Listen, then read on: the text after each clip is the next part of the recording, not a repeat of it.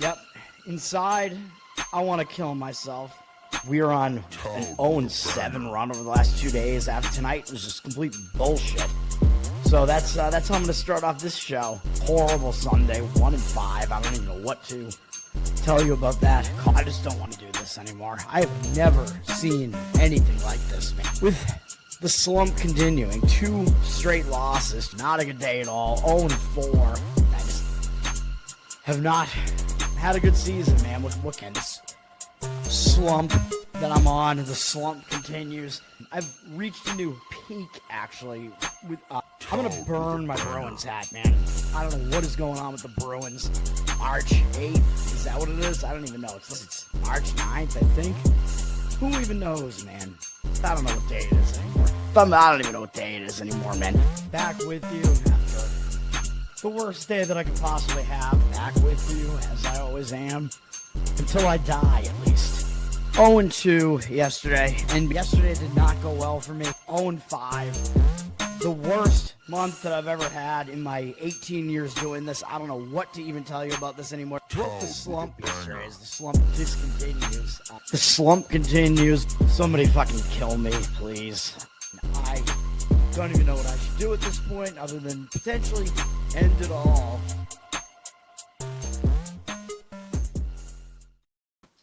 Oh, that's right. My mic isn't here. What's up, everybody? It's Toad back with you. Toadstool Sports, Tuesday, January 6th. Yesterday, horrible day on the show, losing day, unbelievably bad. I don't know what else you want me to tell you. 1-4 is what it was, I believe. Started out with Ohio State not getting there. It was, they were losing most of the game. They took the lead later in the game, and they actually did have the lead by enough points for a little while. Still wound up losing. Blew it. Lost by 3, I think. The good thing is it was not a money line play, so you lose less money on it by playing the spread, so at least there's that. Hockey, we got a win with Utah. I've not looked at the box score for that one, but I know they won, so at least we got a win on that.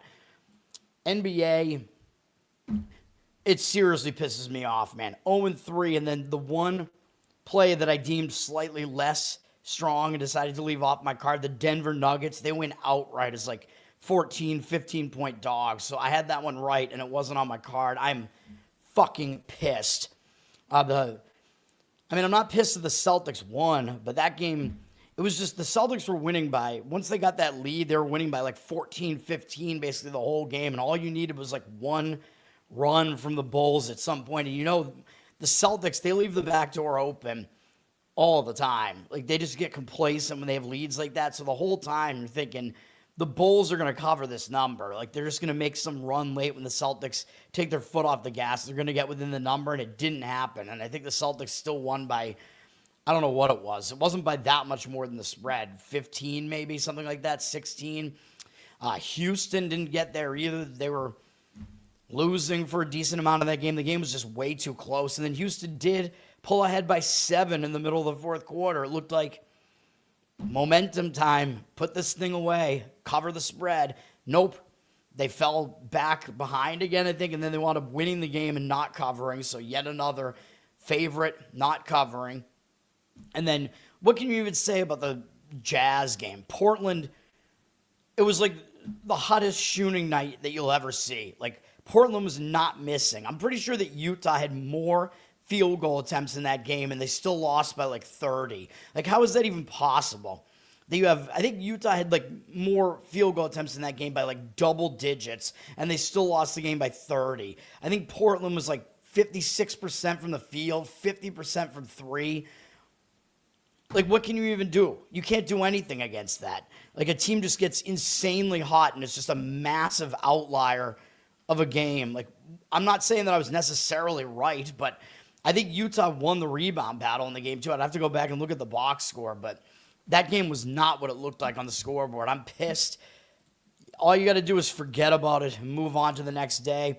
Thanks, everybody, for hanging out for the bracketology show last night, the first one of those that I did. You can give me feedback on that. I mean, it's really just you get to watch me being as autistic as possible, even more than I am on the normal show here. I don't know. Let me know what you think, what I can do to make it better or whatever. I basically just go, here's the spreadsheet, baby, and I'm going to explain it. But then once you have that first one done, if I keep doing it, I'm really going to just be focused on like, well, what are the changes? What are the moves from this week to the next and whatever? I don't know. I will be back at some point with an NFL playoff bracket special. I don't know. I'm thinking maybe tomorrow night, something like that. And then I believe I will be having Clint Russell, Liberty Lockdown, back on for an edition of Bald, talking about our NFL playoff predictions. Thursday night, I believe, is when that will be. Shooting for 9 p.m. Eastern, I think, on Thursday night. So be on the lookout for that. Mr. Pinsey, what's up, man? Tyson, what's up? Kyle, what's up? Do you guys all live? Are you guys all roommates or something? What's going on? You all just come in at the same time, man. You all come at the same time. It's pretty gay. All right. We're going to get into today. I've got a lot of opinions in college basketball. I'm going to have 4 college basketball plays, and I have at least 2 other opinions that I think are pretty strong, and hopefully I'm picking the right ones to be the strongest here. And I've one NHL that I do like, and then NBA, I almost decided to completely skip it, but I will give out one play in the NBA, and there is one maybe some like slight concern about it, and it's actually kind of a similar concern to one that I have in another game that I'm leaving off of my card. So, oh, sweet, nobody has real jobs. All right, well, at least you have some sort of job or you're making money. What's that like? I don't know. Hasn't been the case for me for a little while.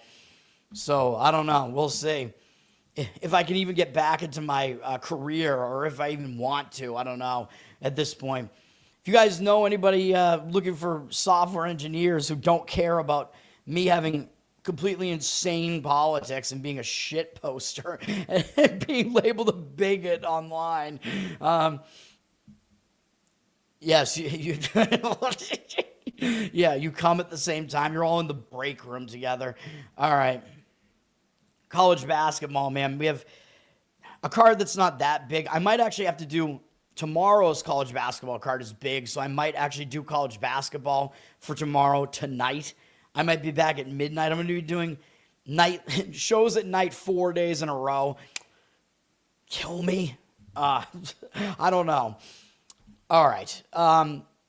I don't know if I want to talk about every single one of these games. I usually talk about these isolated games like this. We have this 6 p.m. game. Everybody wants to watch this, right? UMass and Ohio. At least this is not football. UMass, actually, they're all right at basketball at the very least. This is in the MAC. UMass moved over to the MAC when the football team joined the MAC. UMass left the Atlantic 10 for the MAC, which is really a downgrade. UMass is coming off a big game, man. They had a barn burner of a game that I believe this went into overtime, because there's no way a Bowling Green game with their defense hit 100 points at regulation. Yeah, this was overtime. So UMass, big game. Bowling Green, pretty strong team in the MAC. The best defense in the MAC at the very least. UMass almost pulled off that win. So I could see them being a little bit hungover coming into this game against Ohio, even though usually Ohio's not really a team you overlook in the MAC, but this year they're not great. And Ohio's coming off winning against Eastern Michigan by 1 point, which is not very impressive. It was on the road. I'm guessing Eastern Michigan might have even been a small favorite in that game because they were at home, but I think I would probably lean to Ohio in this game if I was going to do anything with it, which I'm not. But Ohio's already up from a 2-point favorite to a 4.5-point favorite, though. So already the market is speaking and agreeing with me. But, man, dude, these lines just move so fast. It's so difficult to get down and get, like, a good number in college basketball. But this one I don't really have a strong feeling for. I'm just talking about it because it's an isolated game. Not even on TV, though. You can find a stream if you really want it. 90% of tickets, 95% of the cash on UMass in that one. We have some ranked matchups here, or matchups involving ranked teams. We do have some big conference games today, more so than there were last night. Michigan is playing Penn State on the road here. Fox Sports 1, 7 p.m. Michigan, I mean, they're obviously going to be a huge favorite in this game. They're more than a 20-point favorite here. Penn State is not very good. Michigan, the only question is, do they kind of just show up and go through the motions here, just get in, get out, because they can easily win this game without putting in a full effort. Michigan is coming off trouncing USC the other day, a game that was more of an isolated game, I think, that people were watching. Now, they are going out on the road here, and they've only played twice on the road, and they actually struggled earlier in the season on the road at TCU.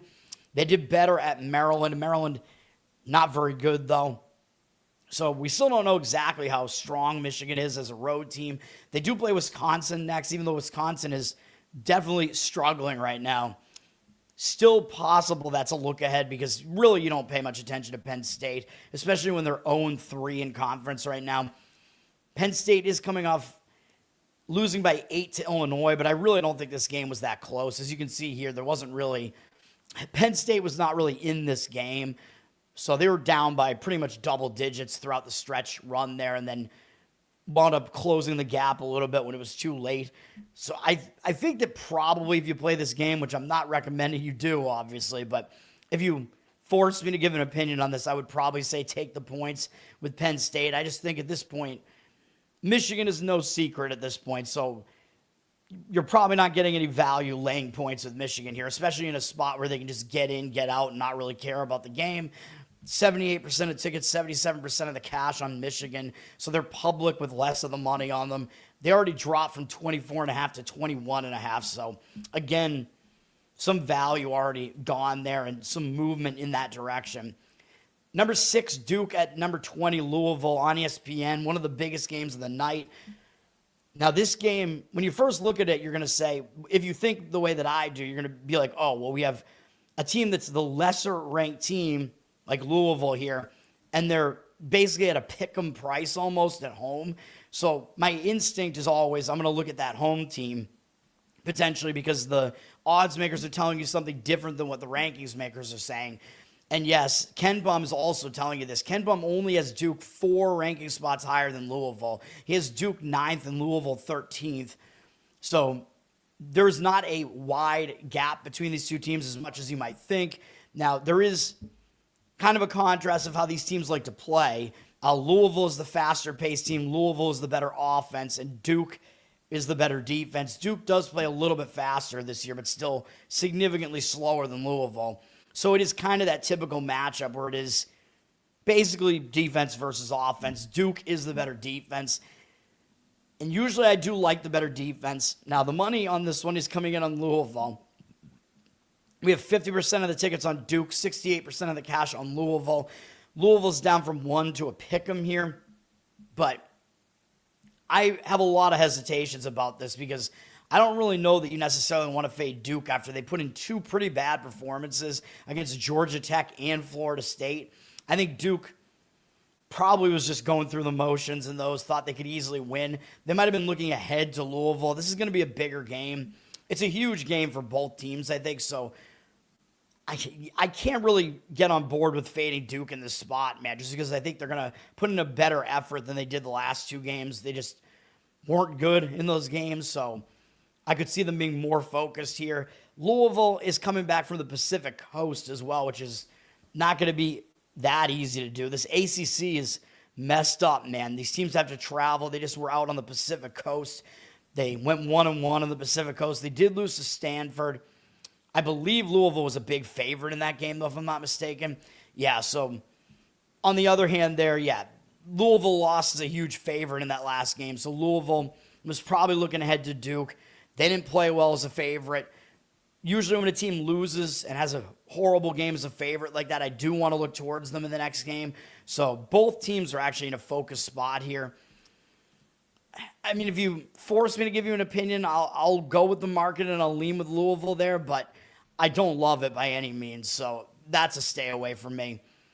Next game up, I do have a play on. This is a wild one where I'm hoping that we're going to get this one right and that we don't need the extra value in the number here that we're missing out on. SEC Network, number 18 Georgia, at Florida. We're getting into the best bets, man. Let's do it.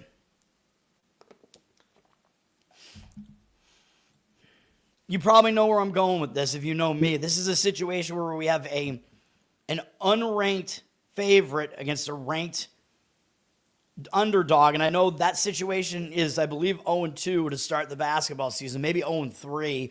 We were on one of those losers last night, I know.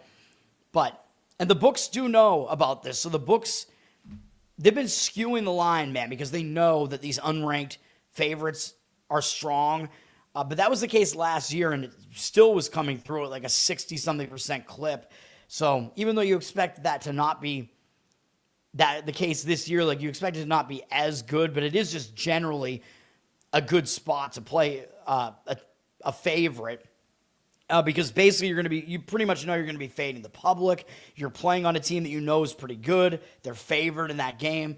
That is what we're doing here. And look at what this line is, man. It's Florida -9 in this game, even though they're the unranked team against a number 18 ranked Georgia. But I think we're reaching a point where the rankings are just completely wrong about these two teams. Like, Florida is the better team, as the odds makers are telling you. The rankings makers, again, they just go by what they saw last. They don't have any actual stake in it like the odds makers do. Now, if you look at these two teams on KenPom here, Florida's 15th in the country, according to him. They're the 4th unluckiest team in the entire country, meaning that they've massively underperformed, which is what I've been saying, even though I do worry about the team chemistry with the new pieces that they got this year. But you got to think that that's going to improve as they play more games together. Florida's also faced the 14th most difficult schedule, according to KenPom. So a lot of things that tell you that there's going to be some value on Florida at some point, and I think that point is now. He's got Georgia actually outside of the top 25 at number 26 in the country. He has Georgia as the better offense, but the significantly worse defense, 45th versus Florida 11th. Even though Florida likes to play fast, they're actually playing good defense this year. Georgia also plays fast. Georgia plays even faster, number 2 in tempo, which I think that's too fast. Although, yes, it does mean that they're going to be fine with the pace here because Florida's going to also be playing fast, and that's what Georgia wants to do. But the good thing about the fact that this is probably going to be two fast-paced teams is that you're probably going to get more points, and then it's easier for a favorite to cover. And for Georgia is higher up in KenPom's luck index, 126, so he's saying they've overperformed a bit. And they've faced a weak schedule, according to him. 323rd strength of schedule is what Georgia has faced versus Florida facing this absolute gauntlet. So Florida has faced the way more difficult schedule.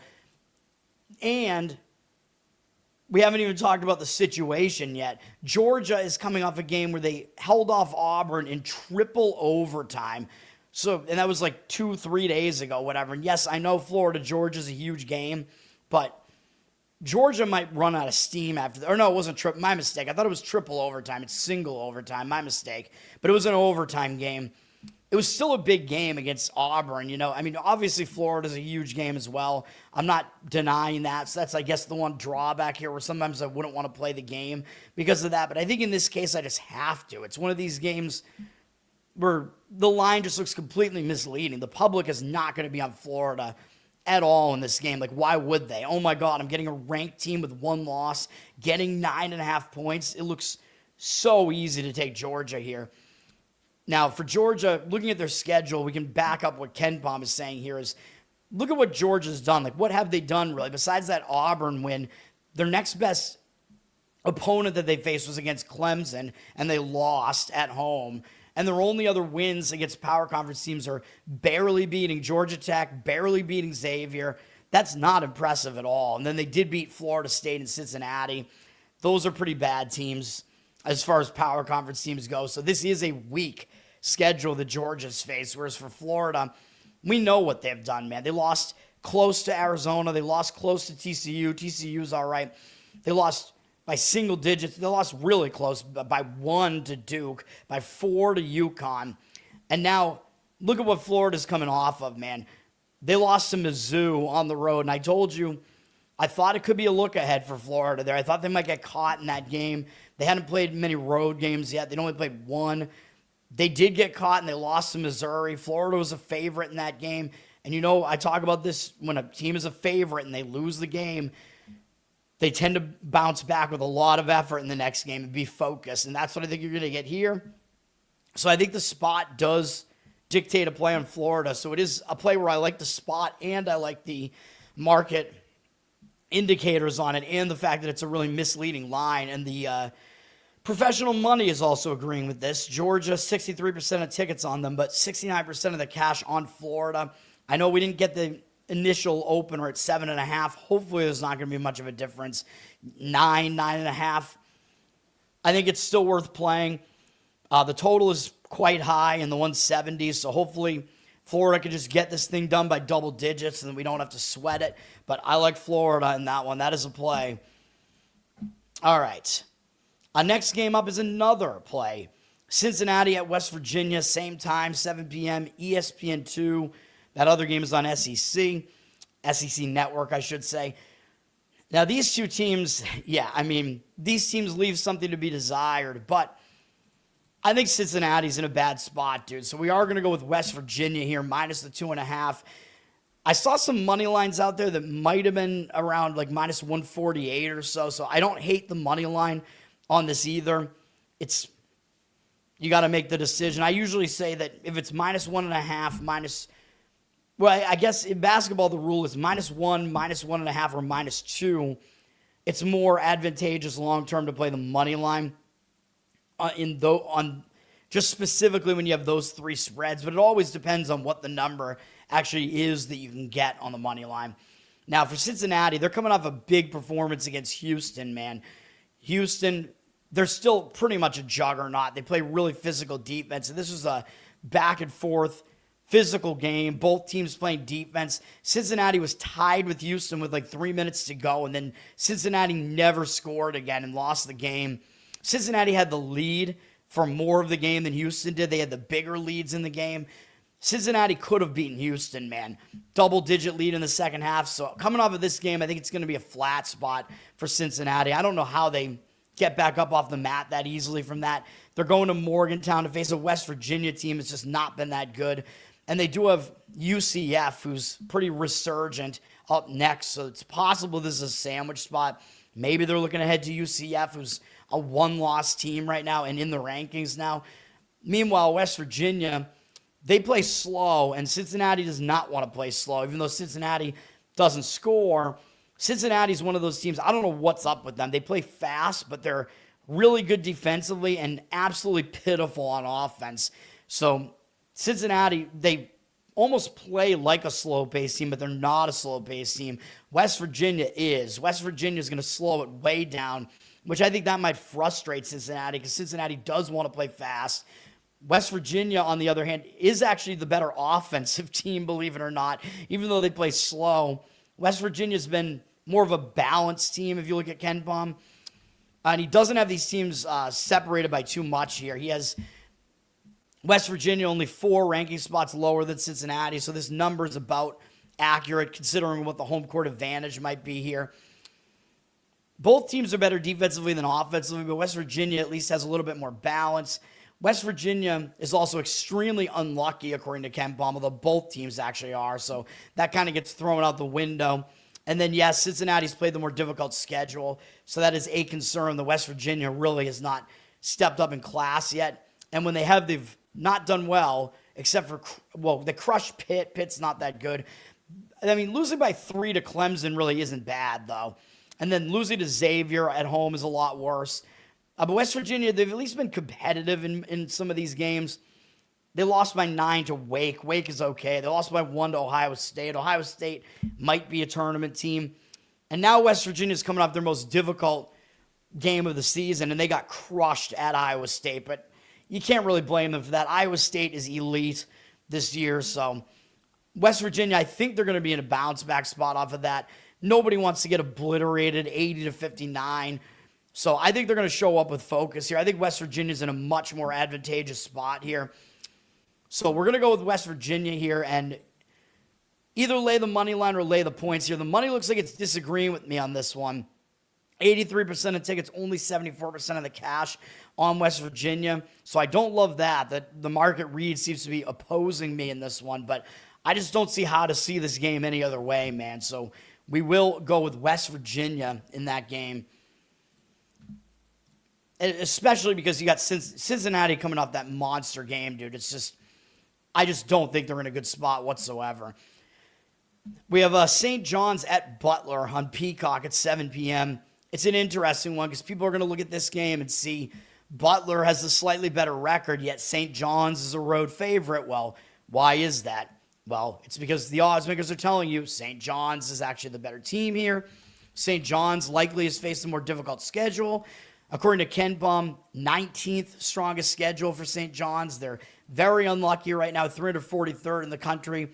I've been pointing out that I think there is value looking towards St. John's, and I think this is probably a spot where you do want to play St. John's if you play the game. Butler has been somewhat unlucky as well. They face a somewhat strong schedule as well, although St. John's more of an extreme of that, and Ken Bum has St. John's almost 30 ranking spots higher. So he concurs with the odds makers here that St. John's should be a favorite despite being on the road. Plus, I think St. John's is in a good spot because they just lost at home as double-digit favorites to Providence. That is an ugly, ugly loss for St. John's, man. So I think they're going to bounce back off of that. Might be good to maybe just leave the home area and just focus on basketball here. I think they're in a bounce-back spot. For Butler, I mean, they're going to show up as well. They just got blown out by Villanova at home, so they're not going to want to let that stand either. They're staying at home. They'll show up as well, but I prefer St. John's in this game. The money seems to significantly agree with that as well. St. John's, 4.5 point favorite, down from 5.5, but 83% of the cash on them, 55% of the tickets on Butler. So, yeah, I agree. St. John's is the side to look at there. We do have Syracuse at Georgia Tech. Man, I feel like I'm going to talk about a lot of these games today. Syracuse just had a close call at home against Clemson, man. That would have been a big win for Syracuse. So they're coming off a big game. So I think Syracuse is in a disadvantageous spot now, having to go to Georgia Tech. Georgia Tech just had to go up to BC. Or no, they were at home against BC, excuse me. Even better for them. They're staying at home. But I'm still pissed about that loss that we took on BC. BC was winning that game outright in the second half and then somehow didn't even cover. So it was a bad performance from Georgia Tech, even though they did wind up winning and covering. I think the spot does favor Georgia Tech in that game. That's the way I would lean there. Although Syracuse has gone up from a 1.5 point favorite to a 3 point favorite. My opinion would be to take the points with Georgia Tech in that one. Western Michigan at Miami, Ohio in the MAC, also at 7 p.m. Miami, Ohio, you got to think they're in a letdown spot here, man. They yet again remain undefeated with another win as an underdog, this time beating Akron. Huge win, man. Akron, I still believe them to be the best team in the MAC. Miami, Ohio beat them by 3. Massive win. It was also revenge for the MAC championship game last year, which Akron won after Miami, Ohio had a huge lead in the game, although Akron was the favorite in that game as well. Miami, Ohio, that was just a monster win for them. And they have Toledo up next, so it could be a look ahead. Toledo, they're doing all right so far in MAC play. So this looks like a horrible spot pretty much. I'd be looking towards Western Michigan. The problem is Western Michigan as an underdog at Toledo just basically took Toledo to the wire almost in this game. So Western Michigan is also coming off a huge effort, and now they're playing a second straight road game. Yeah, they're going to show up, but I just don't think I can get there with Western Michigan after they put in that type of effort. They're going to have to do it 2 games in a row. Maybe they can. It's still a really bad spot for Miami, Ohio. I still lean Western Michigan here. The money seems to agree. 78% of the tickets, only 69% of the cash on Miami, Ohio. They're up to a 13-point favorite here. I would agree with taking the points here, although it is a somewhat high total. Miami, Ohio, I mean, yeah, at some point, like I said, the wheels are going to come off, man, at some point of Miami, Ohio. Like, they're just not anywhere near as good. Ken Bum has them as one of the luckiest teams in the nation. I think he has them as having faced one of the easiest schedules in the nation. So, yeah, at some point, it's gonna happen, man. And Akron is also playing today against Central Michigan. You could also argue Akron's in a bad spot after that huge game against Miami, Ohio. They do play Bowling Green next, which is actually a pretty big game in the MAC at this point. So this does look like kind of a sandwich spot for Akron as well after they lost that huge game against Miami, Ohio. Problem with Central Michigan, besides the fact that they suck, although that's factored into the line, Central Michigan also just faced Toledo in their last game, and they played pretty well. They only lost by 3. They played really well against a pretty decent Toledo team, and they have Kent State next, although I don't think they're going to be looking ahead to Kent. But this run of games Central Michigan has is brutal, facing Akron, Kent State, and Miami, Ohio. But then it gets Toledo prior to that, and Ohio prior to that. That is a difficult run of games, man. So I'm not going to get there with it, but I agree with Central Michigan. Hey, the money agrees with me as well on this one. Isn't it awesome that one of the only games the money disagrees with me on is the West Virginia one, which is one of my plays? Isn't that just great? 58% of the tickets are on Akron, 78% of the cash on Central Michigan. Akron, a 22-point favorite in that game. Pretty high total in the 160s. But yeah, I would take the points if I was going to play that game. And Bowling Green is at Kent State. Some interesting MAC matchups today, man. This one is actually a competitive price on this one. Bowling Green coming off that game against UMass. Went into overtime. It was a tough game for both teams, man. So Bowling Green, they're coming off of that. They had a tough game the game before that, too, against Miami, Ohio. Tough run of games. They got Akron up next. I don't think they're going to overlook Kent State, though, because Kent is still in the mix as one of the better teams in the MAC. But Bowling Green going to have to put in another effort for another big game here. Meanwhile, Kent State just barely got by a very weak Northern Illinois team. So Kent State, I don't know, man. It could have been a little bit of a sandwich after they played Purdue. Purdue obliterated them, though. Maybe they were looking ahead to Bowling Green. I think you're going to get a much better effort out of Kent this time after that horrible performance in the last game, even though they still won the game, which I think is maybe even better because then you have momentum and you realize that you had a bad performance there. So I think Kent State is the side to look at in this game. They're up from 1.5 to 2.5 right now. 67% of the tickets, 71% of the cash on Bowling Green, but I don't know what to really put into those percentages. I like Kent in that game. SEC, we have the two bottom teams from the SEC last year playing each other here, South Carolina and LSU, and it looks like LSU might have a shot at making the tournament this year. South Carolina, not so much. South Carolina did just lose to Vandy, although they only lost by 12. I mean, there's really not much shame in that, really. I think they will show up for a game against LSU, although South Carolina's only played one road game so far, and it was at Clemson. They only lost by 7, so they didn't actually play that bad in that game. They do have Georgia up next, but for South Carolina, I kind of think they'll show up here. LSU's been looking pretty decent as far as their record is concerned, although LSU's facing an easy schedule, man. Their best win, I believe, is this one against SMU.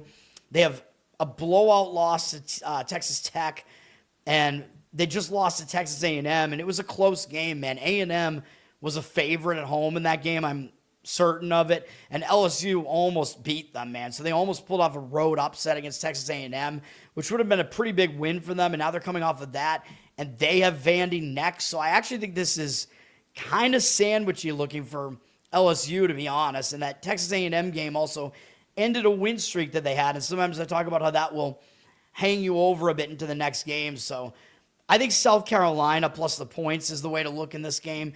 LSU's down from 9 to 8 here. 90% of the tickets, 93% of the cash on them. It looks like the public will be siding with LSU in that one if they're playing it. Again, if you guys want me to talk about any of these other games, I will, but I feel like I'm talking about most of them in all of the interesting games. So, number 19, Iowa is at Minnesota as we get into the 8 p.m. slate on Big Ten Network here. The public is probably going to have a tendency to want to play the ranked team here. And yeah, Iowa's definitely the better team, but laying points with this really slow-paced Iowa team, not something that I really am that fond of. Iowa just beat UCLA. I know UCLA is not ranked right now, but that's a pretty good win for Iowa, man. They beat a team that just has all that history like UCLA. UCLA is probably a tournament team this year. Pretty good win for Iowa there. And they have Illinois and then Purdue and then Indiana all upcoming after this. So this definitely, you could argue, is a sandwich spot as well here. So I'd be leaning towards Minnesota.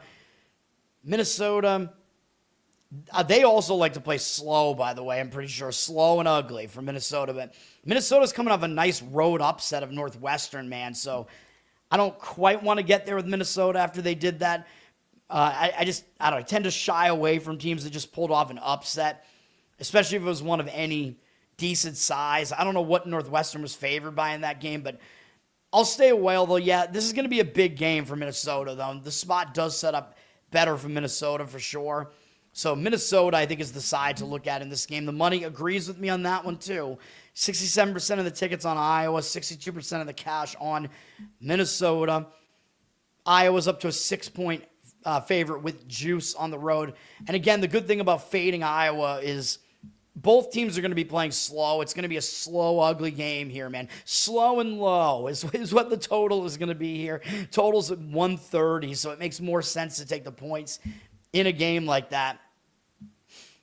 Next up, we have another play. Oddly, today, I have all favorites today, oddly enough. Although only one of them is really that big of a favorite. All favorites in college basketball, I should say. We're going to lay it with Oklahoma State, even though I know I've been talking about how Oklahoma State is overrated because they have not faced a difficult schedule. But I think both of these teams are overrated.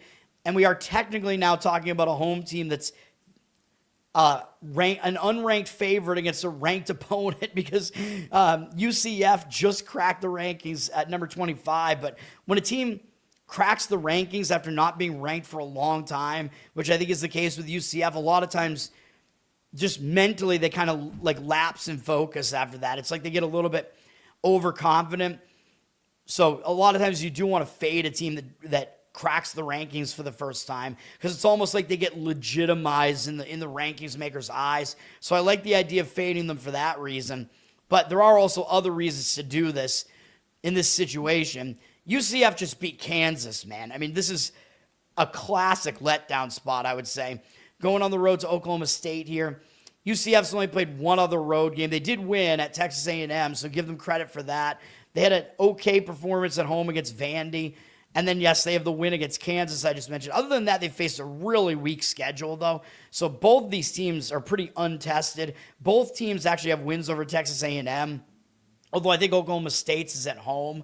But these teams have faced very similar strength of schedules, I would say. So there's nothing to really take away from that other than I think both teams are overrated. But it's UCF that's in the major letdown spot here, man. You beat Kansas. That is a massive, massive deal. Now a Florida team is having to go play in Stillwater. I think it's going to be difficult for them, even though, yes, I know, like I said, Oklahoma State's not as good as their record looks.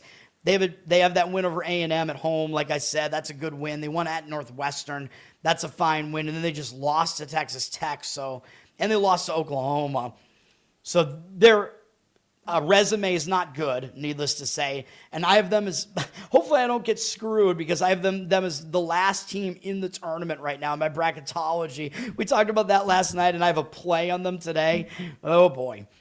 They're coming off a loss, though. They lost by 22 at Texas Tech. So I think they're in a decent spot to bounce back here, man. Catching UCF at a good time at home with UCF off of that game that they just played. We're going to do it, even though, I think both teams are a little bit overrated. Like I said, Oklahoma State, Ken Pom has in the 60s, so really he's saying they don't belong in the tournament. He does have them lucky, which I worry about, 41st in luck. They play really fast, 7th in tempo. Both of these teams, actually, I believe, play fast. Actually, no, wait, let me see. Am I wrong about that? No, I'm right. UCF plays fast, but not as fast. UCF is still high in the luck index as well.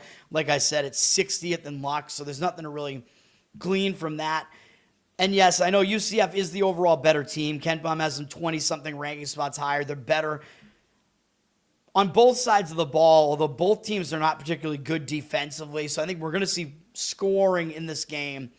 So again, laying points is a bit easier to do when you have a high total like this in the 170s. I do think it'll be a shootout. Both teams go fast, and they don't defend well. Oklahoma State, unfortunately, I know we could have gotten them at 1. They're at 3.5 right now. Maybe you'll find a 3. If you find a good money line, you could do that too. The money does seem to agree with me on this one. 52% of the tickets, 65% of the cash on OK State. That is what we're going to do in this game. And hopefully the loss of value is not going to screw us. But again, money line is an option as well. Or if you want to, you could, dude, because these are all favorites, you could money line parlay these things again. But again, if we lose one of them, it takes the whole parlay down.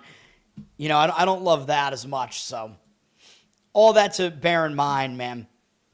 All right, CBS Sports at 8 p.m. has GW and Dayton, a battle in the A10. GW, I think, again, is a little bit overrated. They have a good-looking record, but they haven't faced that difficult of a schedule. They are coming off an easy win over LaSalle.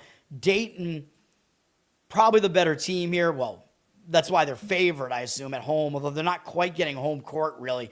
Dayton's coming off barely getting by Loyola Chicago, who really hasn't been good this year, although I think Loyola Chicago, the odds makers still continue to give Loyola Chicago some respect, like they're better than their record looks right now. But maybe Dayton is still going to refocus after barely getting by them by 2 on the road. So I wouldn't really disagree with Dayton in this game. I don't have a strong opinion on this one. Hopefully you can tell how strong my opinion is on some of these games versus others. The money is on GW in this game, though, for what it's worth. 56% of tickets on Dayton, 77% of the cash on GW. The number on Dayton is around 3.5 in that one. All right.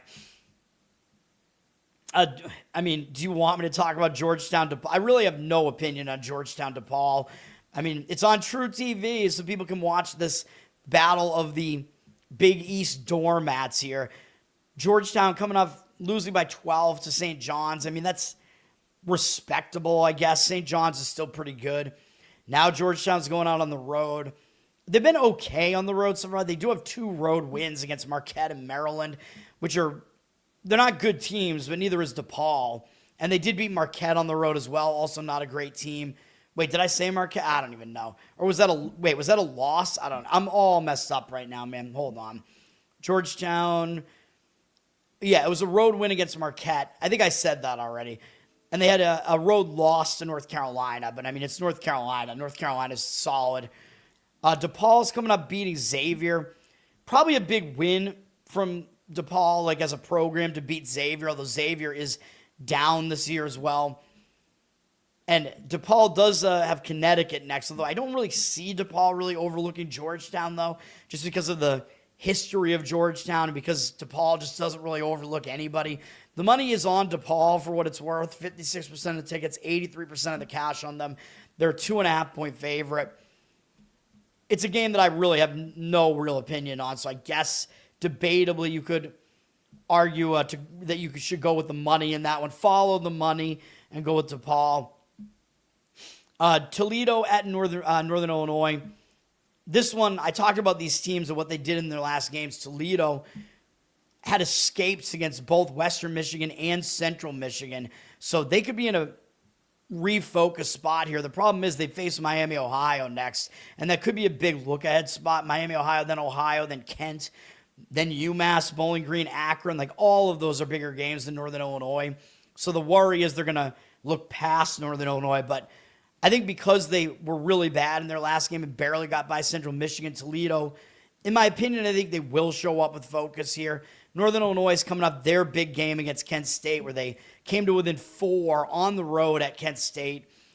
Ideally, yeah, sure, they'll want to get up for a game against Toledo as well, but for me, I think it's Toledo or pass in this one. Toledo is a 7.5-point road favorite, though, up from 7, so you got to lay a number with that one, but I think rightfully so. There is a big gap between those two teams. Fox Sports 1 at 9 has a pretty massive game, which I think is the only game between 2 ranked teams tonight. Number 14, Texas Tech. Number 7, Houston. A Texas battle. This is a big one, man. Both of these teams kind of play slow as well, so I think points are going to be at a premium in this game. I think it's going to be a slugfest. It's going to be, you know the deal, man. True Blood and Joseph. That's a very physical. I love watching plays like that. I know you like all those bubble screens and 300. That's right. That's right. I love to see big bodies bang. I like doing that because I get to catch my breath. Texas Tech is coming up beating Oklahoma State. Nothing to really see there. Easy win. Now they're going to Houston. Texas Tech, they're a legit team. They're the only team that's beaten Duke, so obviously they're legit. They stepped up okay in class. They had a close game at Illinois as their only other road game, but they really have not. They haven't faced a road team that slows you and grinds you down. Illinois is a faster-paced team, So maybe that's a bit of a concern. And when Texas Tech played a slower paced team, that's better than them. They lost to Purdue pretty badly. Duke plays a little bit faster this year, so I don't know what to think about that game. But Houston is definitely going to be difficult. Houston, they're coming into this game off of barely getting by Cincinnati, as I pointed out. That game was really close, and Houston wasn't great against Middle Tennessee the game before that either. I think Houston just completely looked past them, though. So I think Houston is going to show up here after 2 lackluster performances. I think they're going to show up with a lot of focus in this one. This is a huge game. So I lean slightly towards Houston in this one. Where are they at? They're up to a 6-point favorite. The money seems to agree. 74% of tickets, 85% of the cash on them. Although, again, the money could change throughout the day, man. That's a thing you have to be worried about a little bit here. Houston's up from 5.5 to 6. So you're laying points with Houston, which usually I don't love doing because they play slow. But I do think it's Houston or pass if you play the game. But I also think the under is worth considering here because, again, both teams are somewhat slow-paced. I mean, Houston is a very slow-paced team. Texas Tech, they are 209th in tempo. So both of these teams play slow. Texas Tech is actually way worse defensively than offensively, though, which kind of surprises me because they usually kind of profile as more of a defense-oriented team. Houston, of course, is way more defense-oriented. Their offense has struggled a little bit this year compared to what it was last year. They were really good on both sides. But, yeah, and, of course, Houston's one of the absolute slowest-paced teams in the country, though. So I still think the under is worth a look. You got to worry about the Texas Tech defense, though. And I think that is the difference in the game is that Houston is good on both sides of the ball, even though Texas Tech is the better offensive team. Houston is significantly better defensively, which is why they're the favorite. I think that's probably the determining factor there. ESPN 2 at 9 p.m., we have an SEC battle between Texas and number 21 Tennessee. As I talked about in my bracketology last night, I think Tennessee is a little bit under the radar right now. I think they're a little bit better than that ranking suggests. This is the battle of Rick Barnes facing his former team, Texas, although he's been gone from Texas for a long time. So they've faced each other many times since then, so I don't think that really is a factor, but it's just funny. Texas is coming off an ugly home overtime loss to Mississippi State. Mississippi State's not very good this year. Texas was a favorite at home. That was a bad loss. Maybe they were looking ahead, but I think that does mean it's a bounce-back spot for Texas here after that loss. For Tennessee, they're coming off losing to Arkansas by 11, which tougher game, though, to play Arkansas. Playing Arkansas on the road, Arkansas is going to try to speed you up. I think I liked Tennessee in this game, but it was definitely a tougher game for Tennessee, man. I mean, this is a competitive game pretty much the whole way. It was within a few points later in the game. So Tennessee is coming off the more difficult game. They do play Florida next. I don't know if they're going to overlook Texas or not. Texas, they're kind of a team that is a little bit under the radar, I think, man. And I believe they missed the tournament last year, right? So I think, yeah, they're a team that's a bit under the radar. If they do something here, maybe they have a chance to be in the tournament discussion this year. We'll see. But for me, I think the spot does set up a little bit better for taking the points with Texas. Tennessee has 90% of the tickets and 97% of the cash, but I think they're going to be very public here. If the public is going to come in and look at this game, that'll probably the way they'll go is Tennessee.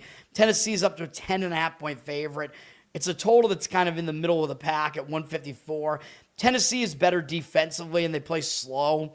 So laying points with Tennessee, usually not something that I really love doing.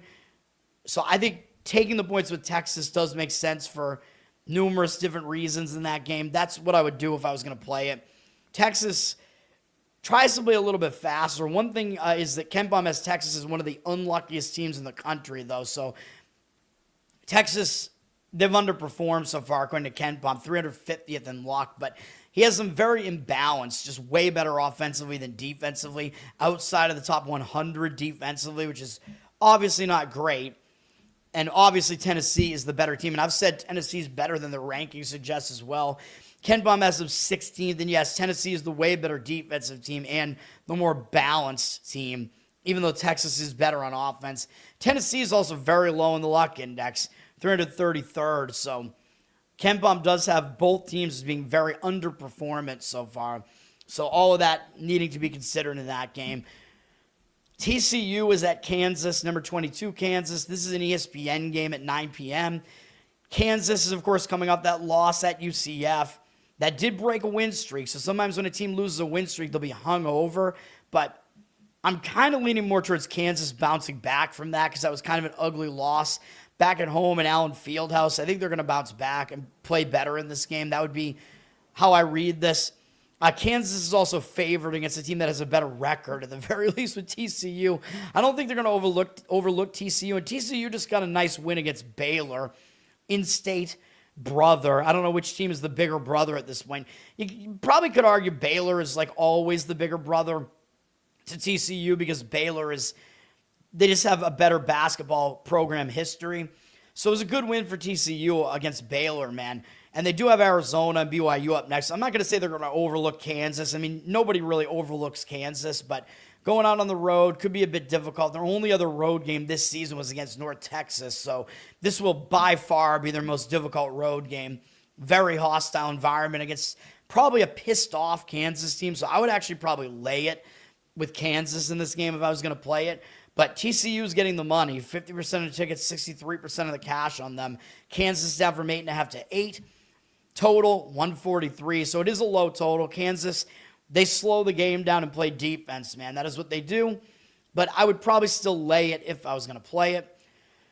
We got Mountain West action at 9 p.m. between New Mexico and Colorado State at Colorado State. Mountain West seems to be one of the conferences that always has one of the better home court advantages. Like, I find myself leaning towards a lot of home teams in Mountain West action. This time, New Mexico, I talked about last night how they're in the tournament conversation right now. They're on the bubble right now. I think still unlikely to make the tournament, though. We'll see what happens. They're coming off a win over a Wyoming team that's actually been not horrible this year. So that was a pretty good win for them, blasting them by 20. Now they got to go out on the road here to Colorado State. Not an easy place to play, although I think Colorado State is down this year and not really as good as their record looks. They faced a fairly easy schedule so far, and they have not really done well in Mountain West play so far. They actually lost their only home game in Mountain West play to Nevada. Nevada off to a pretty good start in Mountain West, but I still don't think they're really a great team. Colorado State did bounce back, beating conference newcomer Grand Canyon on the road, although Grand Canyon looks like they might be a little bit down this year or trying to adjust to being in the new conference for them, the Mountain West. I don't know. Colorado State, they'll still show up for this game against New Mexico. So I think both teams will show up, and then it's just kind of a matter of, I would probably then just start reading the market because I don't really have an opinion on this game otherwise. New Mexico looks like they are taking some of the money. They're up from pick'em to -1. 60% of tickets, 63% of the cash on them. It is a low total, which is interesting because I'm pretty sure New Mexico is a fast-paced team.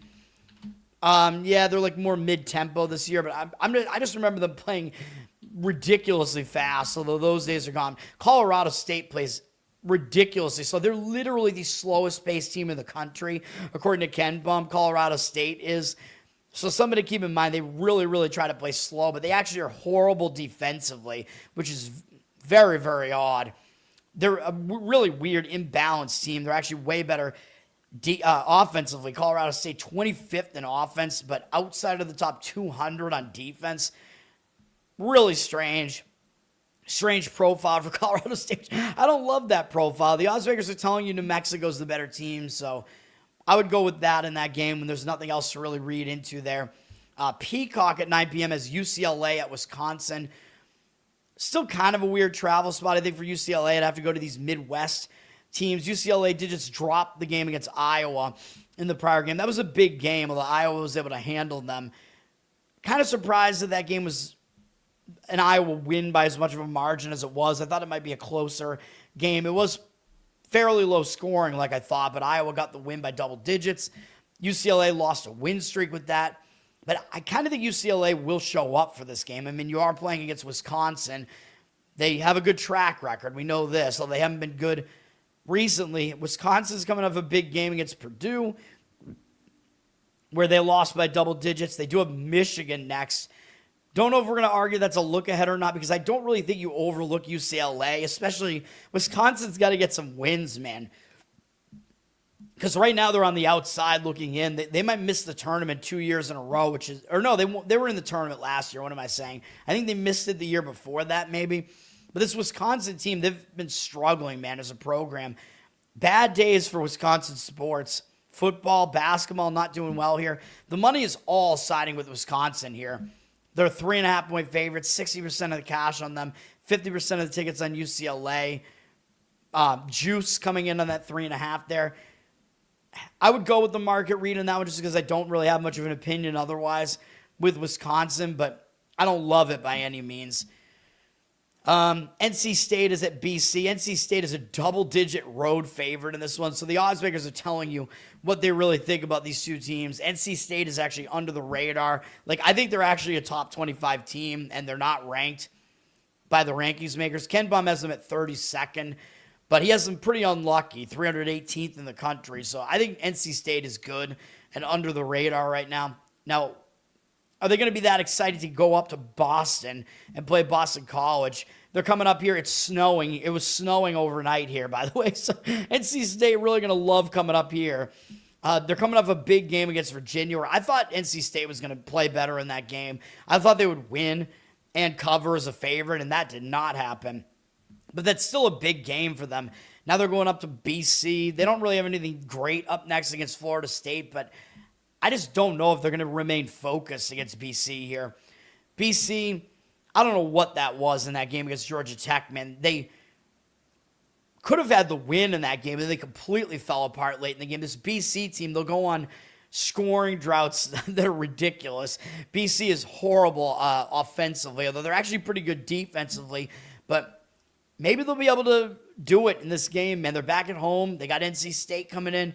I think BC will show up for a game against an NC State team that has a good history. They've been pretty good recently. For NC State, you got to lay 13 on the road with them at this point. I think I would take the points if I was going to play it with BC. 71% of the tickets, 68% of the cash. So NC State is public with less of the money on them. It's a low total in the low 140s. BC probably going to try to just ugly this thing up, and that might be good enough to get within that huge number. So that's the way I would lean in that game. That's on ACC Network. Isn't that fun? All right. We have Texas A&M and Auburn. I like this one. This one almost made my card, man. Texas A&M, they're coming into this game beating LSU, but Texas A&M was a favorite in that game, and probably should have won the game more easily than they did. Although you could consider that to still be a big win for Texas A&M, and that's one of my concerns with A&M in this game, because I like A&M in this game plus the points, but I worry about that a little bit, that they might consider that win to be a big win, because LSU might be a tournament team. Looks like A&M might not be, even though they were favored in that game. So a lot of things to consider about how they'll respond from that game, how they'll react. Texas A&M has not been particularly good on the road so far, losing to Oklahoma State on the road and beating Pitt, who we know is not very good. They're the Pitts.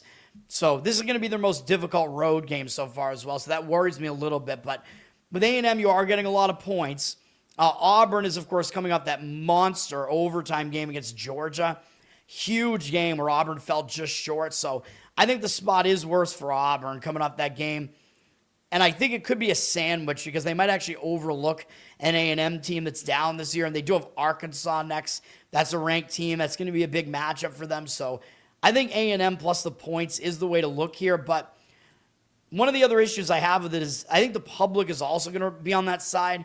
And I'm not saying you should never side with the public. Like if you have a good angle and the public just happens to be on that angle as a broken clock, I still think it's fine to make the play. But I have my reservations about it. And in this one, you're seeing Auburn as a 9-5 team laying 7.5 to an 11-3 team. So it looks like a weird line, man. It looks misleading. And the odds makers are telling you that Auburn is the better team here. So I do worry about that just by looking at the market, looking at the numbers, like, oh, it's a misleading number here. And I don't love jumping on the side that is being misled, if that makes sense. You know what I mean?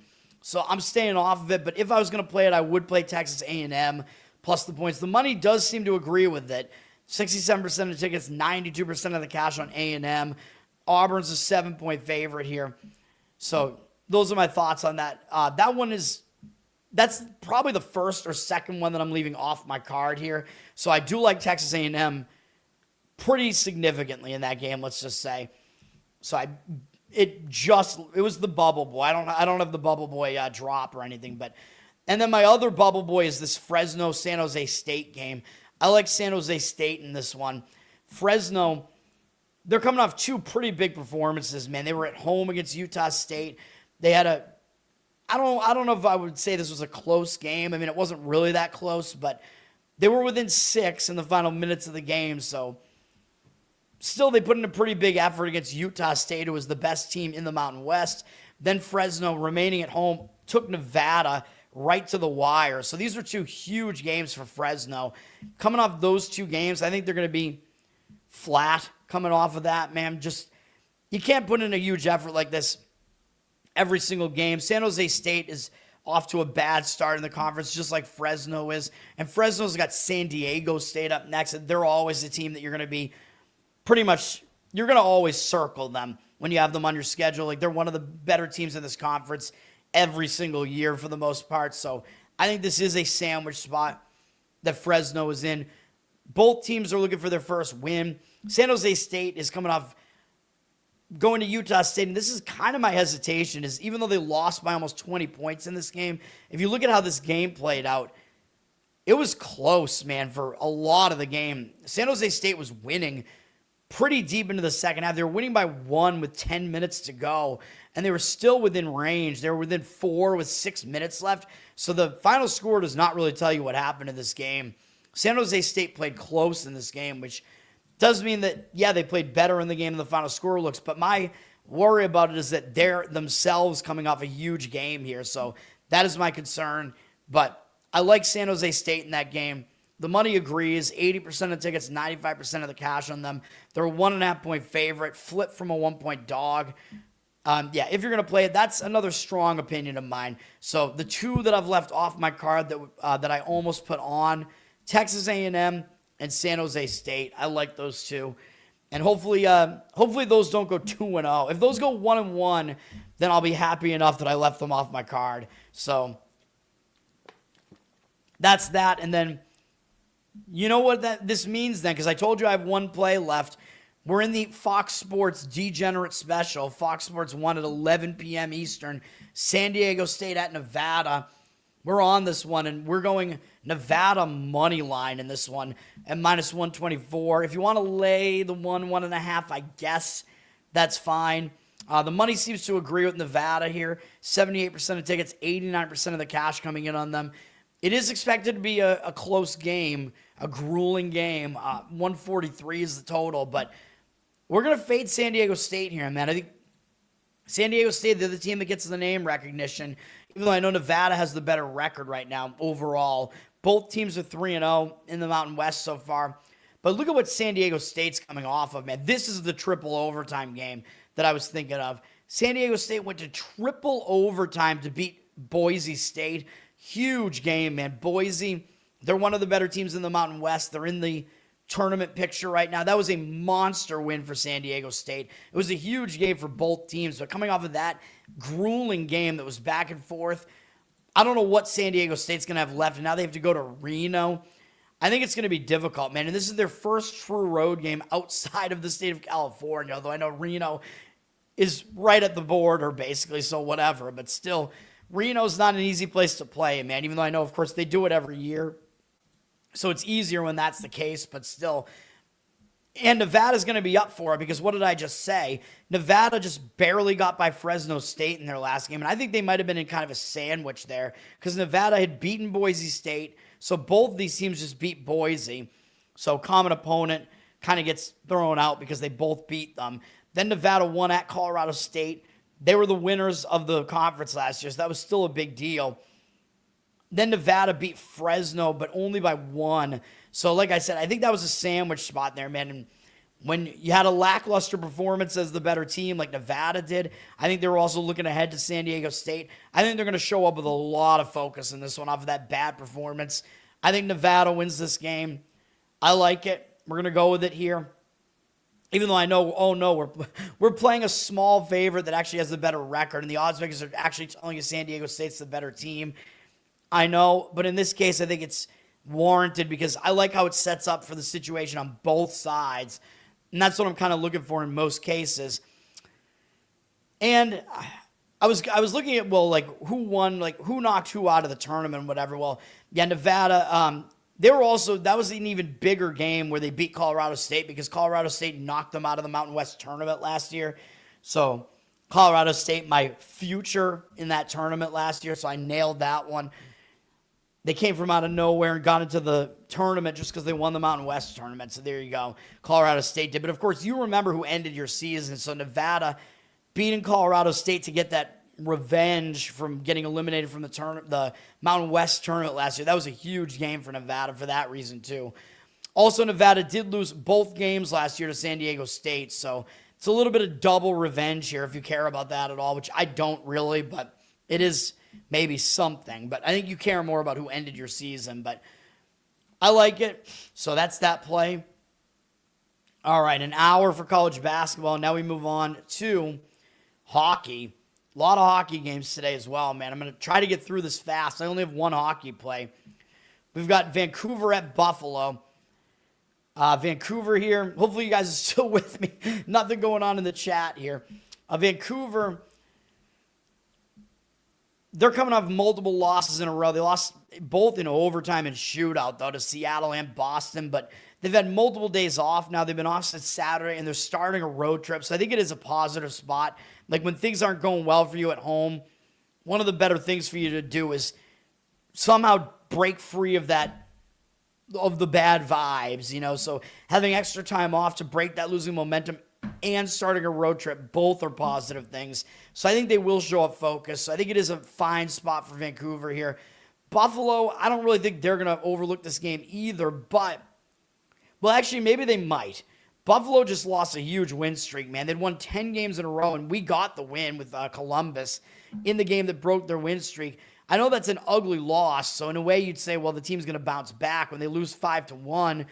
Yeah, a lot of times you do want to play on a team that lost by 4 goals, but when a team loses a win streak that's been that long, a lot of times they will be hung over into the next game, and actually they might maybe look ahead to the Rangers in the next game, so I think it would be Vancouver or pass in this game. I'm passing on it, but actually, interesting setup here where Buffalo looks like they're a public home favorite here, man. They're down from -180 to -170. Probably getting a little bit too much respect from the market at this point. I'm still not totally sold on this Buffalo team. 89% of the tickets, 66% of the cash on them. So they're public, less of the money on them. So the money is agreeing with me on the Vancouver side.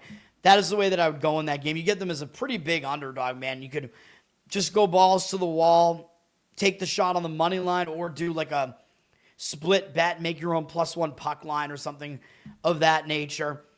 Colorado at Tampa Bay here. Now, Colorado's in a difficult spot, too, because just like Buffalo, they just lost a win streak, and they had an even longer win streak. I think, or maybe it was the same, 10 wins. And they're coming off 2 big games, winning at Carolina and then losing by 1 at Florida, which I had that game right, too, and I almost put it on my card. And instead, I put the Devils on the card. Man, I'm not happy about that. But I was right about Florida. I just didn't add it to my card. So I am the streak buster, baby. But I think Colorado could be in a pretty bad spot after that. That was a big game, too. Close game, and they lose a win streak all at the same time. I think they might be hung over here.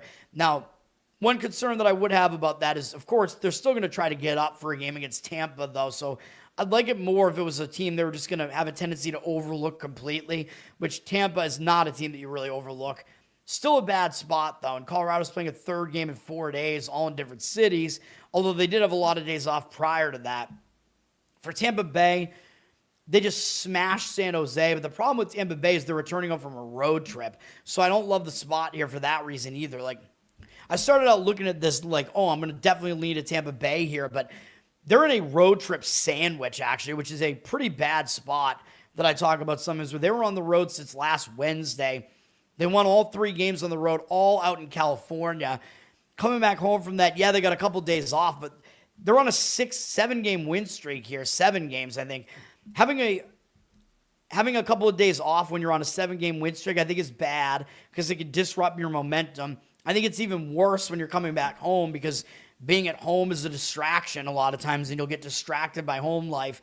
Now, they're not going to overlook Colorado, though, so that kind of mitigates the distraction, but they also have to go right back out on the road after this and go to Philadelphia. So when you have one single home game like this, a couple days off, you kind of get settled back in at home, but you really only have a limited amount of time to do what you need to do at home when you're back home. So there are a lot of things that I don't like at all about the spot for Tampa Bay here.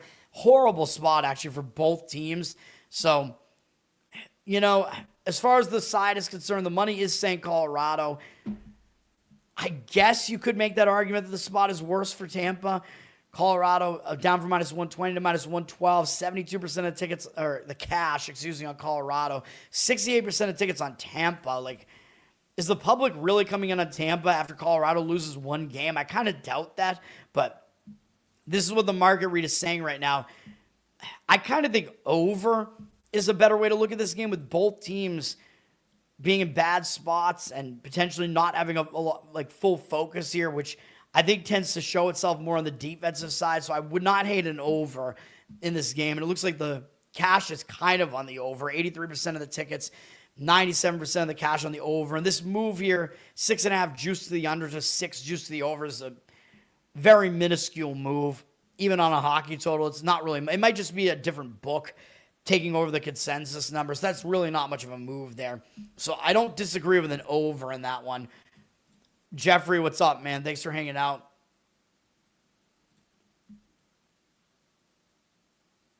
Tyson, what's up, man? Yeah, I'm going to talk about, I don't know if I have that many other strong opinions here, man. Those first couple of games, the games that I've talked about so far, Vancouver is the better opinion out of all the ones that I've talked about so far. Anaheim at Philadelphia. I'm going over every single game, so hopefully you can kind of gauge how strong I feel about these, which is none of these I feel that strongly about. But Anaheim's on a 6-game losing streak. They just lost yesterday to Washington, but that doesn't mean they're on a back-to-back, although horrible game. They lost 7-4. So you think they probably will try to show up here. They did have a couple of days off prior to that, at least, so that mitigates the back-to-back a little bit. They'll switch goalies again back to Dostal. He's getting too docile in this game. Even though they do have Carolina next, I don't think they're going to overlook Philly. When you're losing like this, you don't overlook anybody anyway. For Philly, they're coming into this game having beaten Edmonton in the last game, and they're returning home from a road trip. So, yeah, actually, this is going to be a strong opinion, actually, for me on the Anaheim side. Philadelphia was just on the road. They started their most recent road trip on the 28th. They went out to the Pacific Coast, Pacific Northwest, and they finished the road trip by beating Edmonton 5-2. Monster win there for Philadelphia. Returning home, as I always talk about, distracted spot. You got to get back to home life. I know they have a couple of days off, but it's possible they overlook a West Coast opponent here, especially one that's lost a ton of games in a row.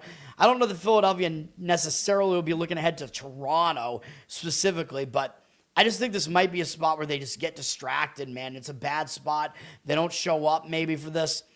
For Anaheim, they're already on the East Coast, and they're only going from Washington to Philly, so the travel spot's a lot better, even though they did play yesterday. I do like Anaheim in this game quite a bit, but the market is totally disagreeing with me on this, and I have no idea why. I would consider playing this game, to be honest, on Anaheim. I'm almost tempted to say fuck you to the market and just buck this thing. I like Anaheim a lot in this game, man. Should I do it? Do we add another play here? 88% of the tickets, 65% of the cash on Anaheim, though. The money is completely disagreeing with me. Philadelphia down from -150 to -140 here. Oh, man. I don't know. I'm really tempted to do it. I like it a lot. I don't know. I've tended to completely stay away from these teams on back-to-backs. Although, of course, Denver wound up being a winner last night, of course, on a back-to-back. So it's not always a bad thing.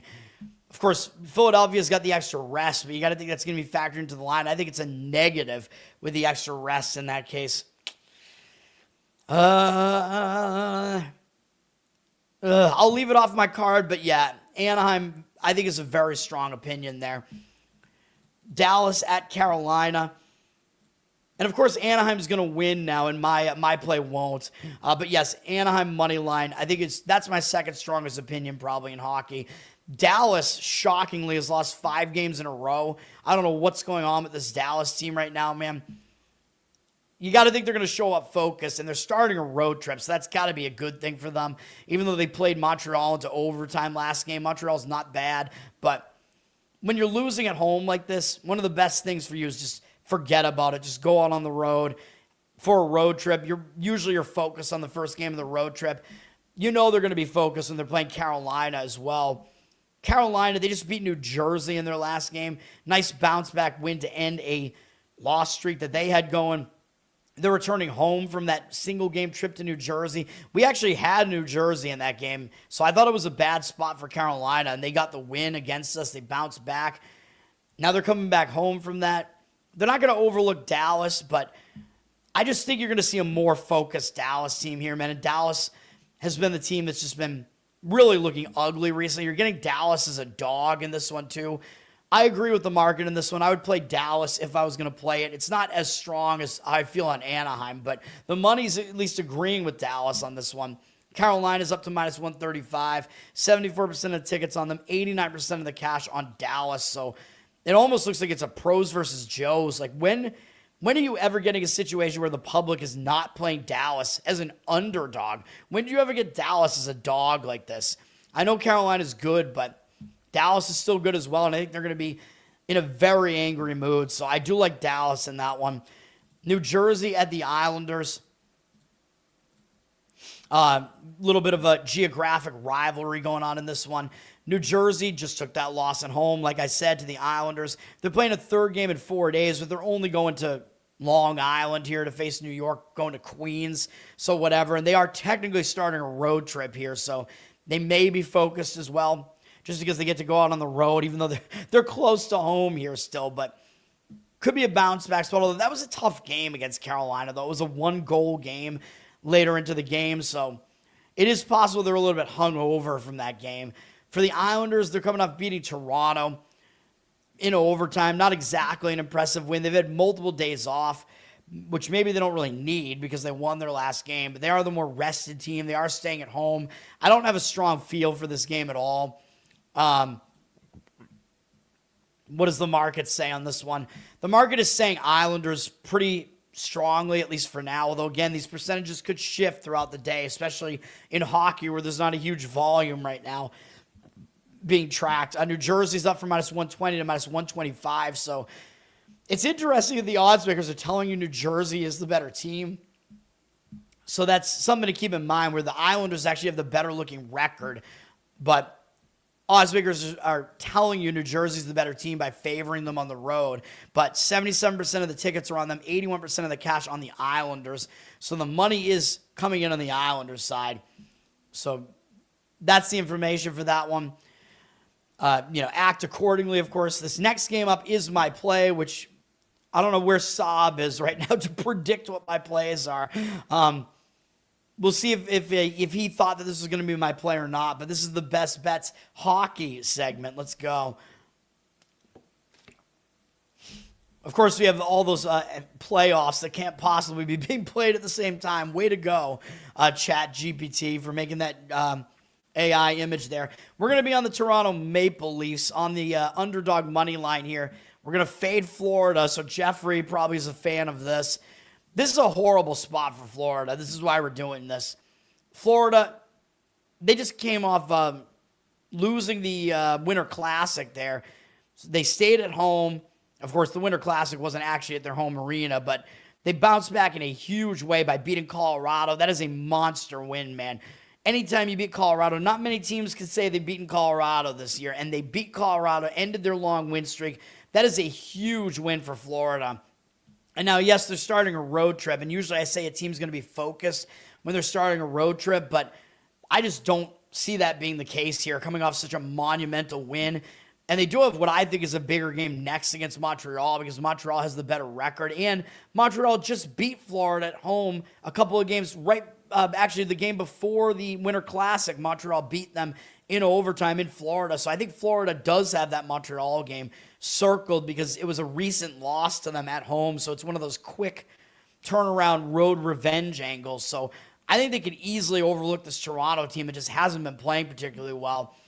Toronto, they just lost in overtime to the Islanders, and they've had multiple days off to kind of forget about that. They're coming back home, but it was only a single game road trip, so I don't see that as a long road trip return or anything like that. You know they're going to have focus on the defending champs, Florida. So I like this for Toronto. They're pretty rested here, having a couple of days off. I think they're absolutely going to be focused on this game.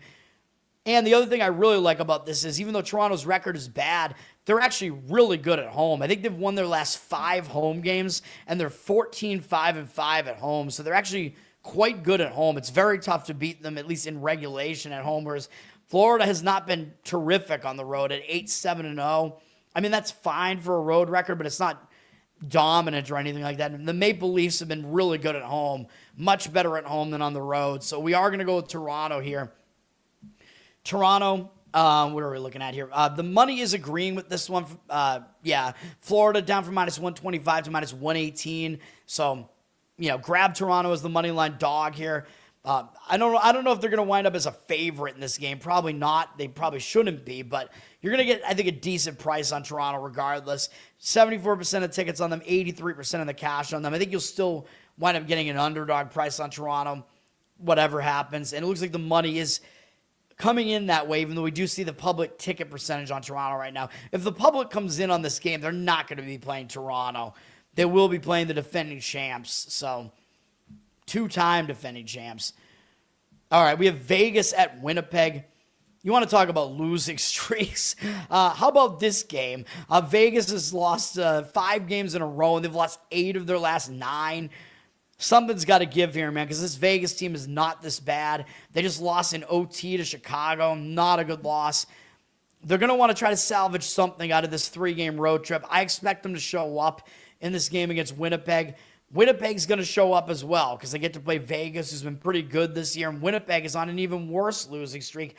They have only won 1 game since Hellebuck came back. They won his first game back, and they haven't won since. I don't know what's going on with this Winnipeg team. They've lost whatever this is, 9 games in a row, I think. Absolutely ridiculous. But Winnipeg is returning home from a road trip, which makes this a little bit more of a difficult spot for them. They were on the road since last Wednesday. Went to Detroit, Toronto, Ottawa. Of course, lost all of those games.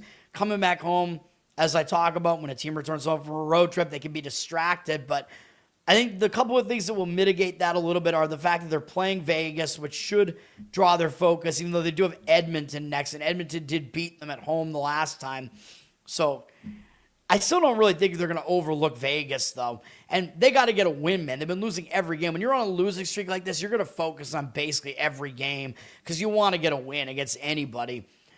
So I don't think they're going to be distracted. They do have extra time off, which usually I say is bad when the team returns home because it can kind of exacerbate the return home. You get settled in at home. You start getting distracted by the home things. But it could be helpful when they're on a loss streak like this to maybe disrupt that momentum. I don't know, man. I mean, both teams, I think they're both in somewhat focused spots here. The money is indicating on Winnipeg with Vegas down from -115 to -110 on the money line. 85% of the tickets, 82% of the cash on them. So they're a public side. Wouldn't really want to be on Vegas here, but because Winnipeg is still in that return home spot, and I think both teams should be focused, I think Winnipeg's focus is the one that's a little bit more in question. So I kind of disagree with the market and lean slightly to Vegas, but I really don't like the game. So there's hopefully you can parse all the information that I'm giving you there.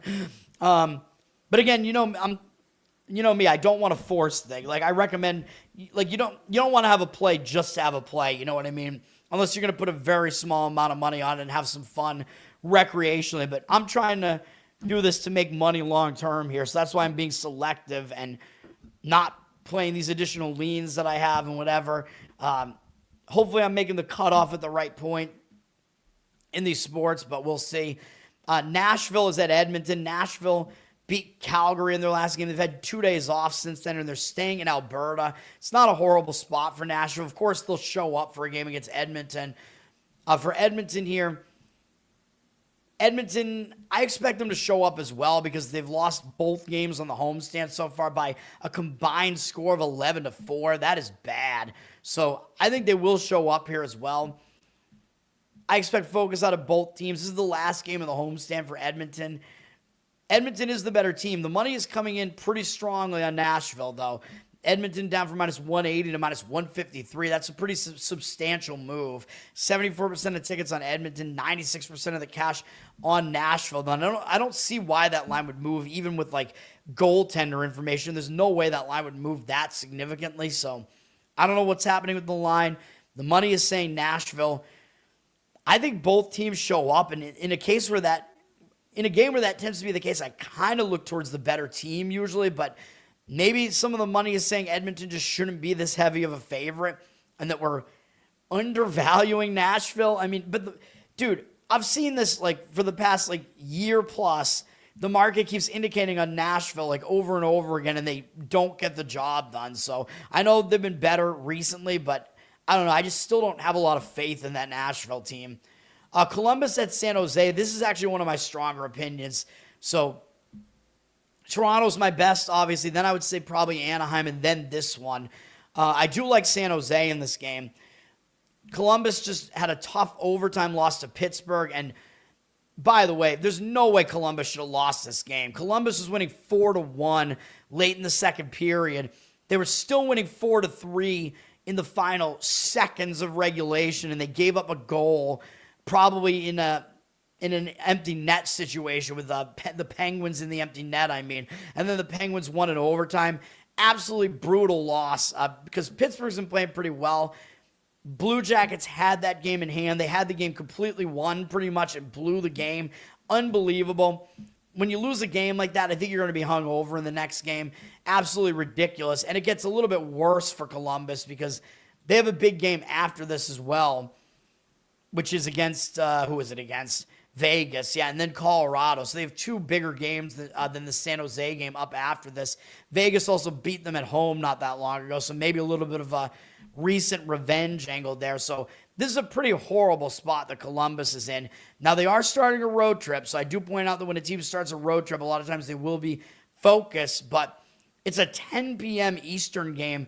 First game on the Pacific Coast can be difficult for these, Columbus, I guess, is a Central Time Zone team, whatever, or no, are they Eastern? No, they're still Eastern time, right? Whatever. I don't even know. Ohio doesn't even exist, man. I don't know what time zone they're in. But, yeah, it's still going to be a difficult spot, I think, because it's a late-night game. It's going to be late on their biological clock. So I really don't like it for Columbus. And now I'm considering adding this to my card. Let me see. San Jose, they just got smashed by Tampa Bay at home 7-3. Tampa Bay is a good team, obviously. San Jose lost a 3-game win streak with that loss. They were in kind of a letdown-ish spot because they'd beaten Minnesota the game before that. It was Nedeljkovic in net. They will have Askarov back in net here, and he's been their better goalie, I think, recently. So he's the hotter goaltender, the hotter hand. So that should help San Jose as well. Losing at home by 4 goals and playing another game at home, usually you're in a bounce-back spot when that happens. So I do think it's better for them. I know they lost a win streak, but I think this might help. They still might show up for a game like this, man. It was only a 3-game win streak. Having this time off might actually help them. Having time off after a home loss like that, a lot of times you'll refocus and whatever. So I like San Jose in this one. The money is strongly indicating on San Jose. 54% of tickets on Columbus, 94% of the cash on San Jose. Columbus up from -122 to -123. You know what? I think we're going to add this one instead of the Anaheim one. I like San Jose, man, so let's do it. Here's your extra. You want some extra hockey action? Here you go. Hopefully we're going to get these wins today, man, because I'm going to be a little bit concerned about it. We're going to have a big card today, but yeah, let's do it. We can get San Jose. We have 2 home dogs today. How about that? Plus 106. Looks like it's the number on this. Here we go. SJ. The SJs, not the BJs. Here you go. San Jose, money line, plus 106. There you go. All right.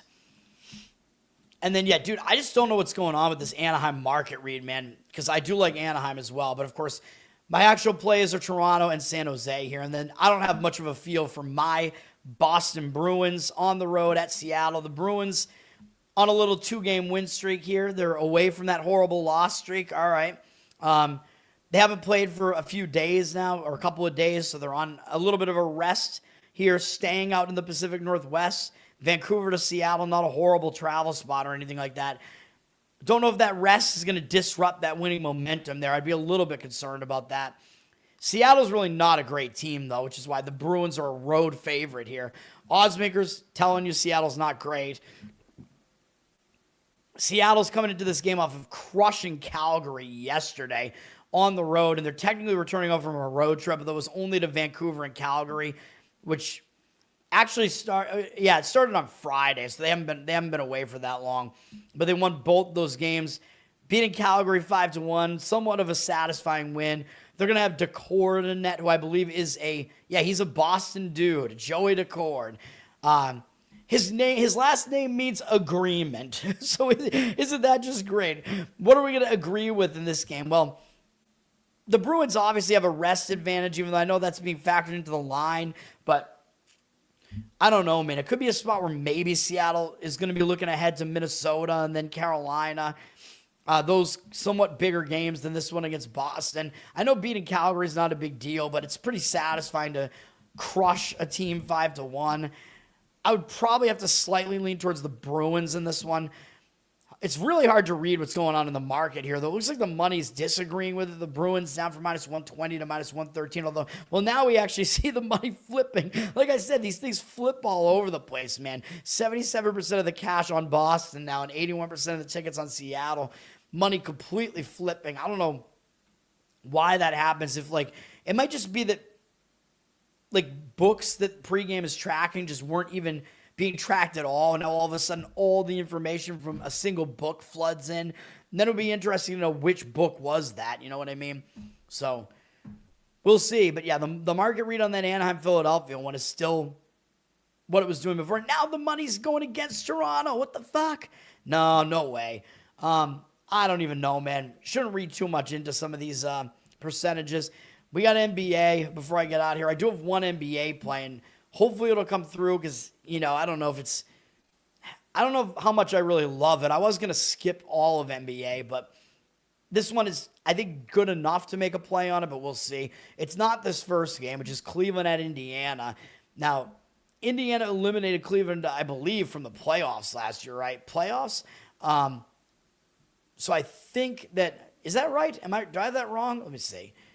But I think they already, that is the case. But they already played this year. Cleveland already got their revenge on Indiana. They played them twice, and they beat them in January. I think they beat them again, actually, more recently, if I remember correctly. I'm looking at last year's regular season. What am I even saying? My apologies. But Cleveland did beat them this year at some point. Yeah, there it is. This is what I was thinking of. They beat them in December. Well, we're barely into January. What am I saying? I'm really out of it right now. What day is it? I'm really out of it. Yes, they beat Indiana in December, pretty handily. So they have gotten they actually beat them twice already this year. So they've gotten their revenge. So I think the revenge aspect of it can kind of be thrown out. Cleveland's off of a crazy run of games where they won at San Antonio, beat Phoenix back at home, beat Denver back at home, which I think was still with Jokic at the time. Or no, that was the second game without Jokic. My mistake. Yeah, Jokic was out at that point. And then Cleveland lost a close game to Detroit last time out. Big game. I think they might overlook Indiana here, even though I know it's the start of a road trip. I do talk about how teams focus to start a road trip, but they do have Minnesota up next. There are some aspects of this that look kind of like a sandwich spot. And now it might be Indiana that might have a little bit of a revenge motive here because they've lost the last couple of games to Cleveland. Indiana's not going to overlook anybody because Indiana has not won since December 8th. So they've gone almost a month without winning. Absolutely brutal. Although Indiana's coming off a tough game, man, where they played pretty close at Orlando. So that's what they're coming off of. So they're going to have to put in an effort another game in a row here. It will be difficult. I think if I was going to look at this game and play it, I'll probably lean to the Pacers here, but there are some issues with it. And there is another issue I forgot about. There's a reason why Cleveland dropped from an 8.5-point favorite to a 5.5-point favorite here. It's not just market movement on this one, or not just the money that's driving it. You know what I mean? It's not just bets driving that move. 71% of tickets, 80% of the cash on the Cavs. Now, the reason why the Cavs did drop in price is because Donovan Mitchell is going to miss this game. They're actually resting him, though. He's not really hurt. So it's scheduled. It's basically a scheduled rest game for him. So that's a little bit of an issue. So does that mean it's going to be an injured player theory spot where Cleveland knows they have to play harder without him? Or because it's not really an injury, though, so it's rest. So when it's more of an expected thing, like if it's an injury, it's unexpected. So the team usually rallies around that. But when it's expected, it's almost kind of like, yeah, we're just telling you we're not focused that much on this game. So I think that's more of the vibe that I get out of Cleveland in this game. So probably would take the points with Indiana or pass, but I don't love it by any means. Orlando is at Washington. Orlando is coming off that game where they didn't play particularly well against Indiana. They did get the win regardless. Now they're going to Washington, starting a road trip here. They don't really have anything upcoming. They got Brooklyn next, so who cares? So I actually think Orlando might show up, focus in this game. Now, we're still dealing with a thin Orlando roster as Wagner has still not come back. And Suggs actually came back in the Chicago game, and I guess debatably that made it kind of a reverse injured player theory spot there, but he got hurt again or something because he missed the Indiana game, and it seems like he's not going to play in this game tonight, so I don't know what's going on. So things to look at regarding Orlando here, like make sure that he is, whether he is in or out of the lineup, I guess. Washington, I guess, might be in a bit of a better spot, maybe, though, because they did get totally embarrassed by Minnesota at home in their last game. I know Minnesota's a solid team, but nobody wants to lose 141 to 115 to anybody. So that's what's going on in this game. The money is somewhat indicating on Orlando. They dropped from 9 to 7, but I don't know if that's because of the injury situation where maybe we thought Suggs was going to play and now he's not. I don't know if that would drive that move or not. 76% of tickets, 89% of the cash on the Magic, though. So money kind of indicating on the Magic. It's a tough, very, very tough read in that game. I really don't have much of an opinion at all on it. So I don't even know if I want to give out an opinion on that one. I mean, I was probably going to slightly lean towards taking it with Washington, expecting that at least maybe you'll be getting line value by doing that, but I really hate that game. This game, I do have an opinion on this game, Spurs-Grizzlies, and there is one factor that's going to determine a lot in this game, which we probably know what it is. San Antonio, they're coming off an ugly loss to Portland at home, man, so I think they're going to be focused. They have 2 days off, but one thing you do have to worry about is they got an ESPN game against the Lakers tomorrow back at home. So that is a concern. It could be a bit of a look ahead. And they play Boston, Minnesota, Oklahoma City all upcoming. So the worry is they may still overlook Memphis, even though they are coming off an ugly performance. And they've had a couple of days to maybe bounce back here. Now, I do think Memphis is in the worst spot. Memphis is coming back from LA. They played the Lakers twice, and they actually played competitively in both games. They had a chance to beat the Lakers in both games, and they lost both. And now they're returning home from that. It's going to be a difficult situation for Memphis coming off of that, man. Although I don't think Memphis is going to overlook a team like the Spurs. But we will see, because I think that's difficult, man. And again, it's technically a return home spot. Although they've only been away since Friday, so not a long road trip. But still, coming back from the Pacific Coast, you're going to have some home stuff maybe to do that gets in the way a little bit of your focus. A lot of things to consider. And then the main thing that I was referring to is that the injury situation for San Antonio is in flux because we don't know if Wembanyama is coming back in this game or not. Wemby has been injured again for a couple of games, and he might come back. And if he comes back, you know the line's going to go up on the Spurs. And you don't want that to be the case if you want to play the Spurs in this game. You don't want that line to go up, obviously. So if you want the Spurs, I would probably play it now-ish, because even if it's announced that he's out, I think the line might drop a little bit, but not that much. I think there's more of a risk in waiting, because I think it might be likely that he is going to come back here. Let me see. He's questionable, so I think if he's going to be able to play, he probably will play, but we will see.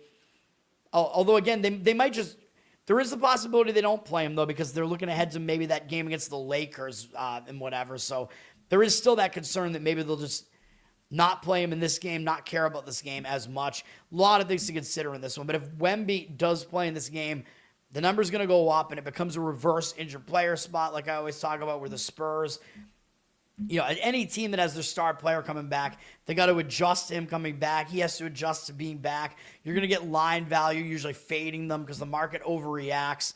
And usually the team might have a little bit less focus when the guy comes back because they think, oh, our star is back. We don't have to focus as hard. It's just kind of an innate thing. It's not tanking. A lot of things to consider in this game. The money is indicating on the Spurs right now. They're up to a 6-point favorite. My opinion was on the Spurs in this game, but now that I dig into it a bit more, I'm kind of not liking it that much, man. I don't know, man. I mean, I wasn't going to give it out as a player or anything anyway, but I think you got to just let this game go. 79% of tickets, 86% of the cash on the Spurs. I mean, man, it's even tough to say that I lean to laying the points with the Spurs because I don't even know.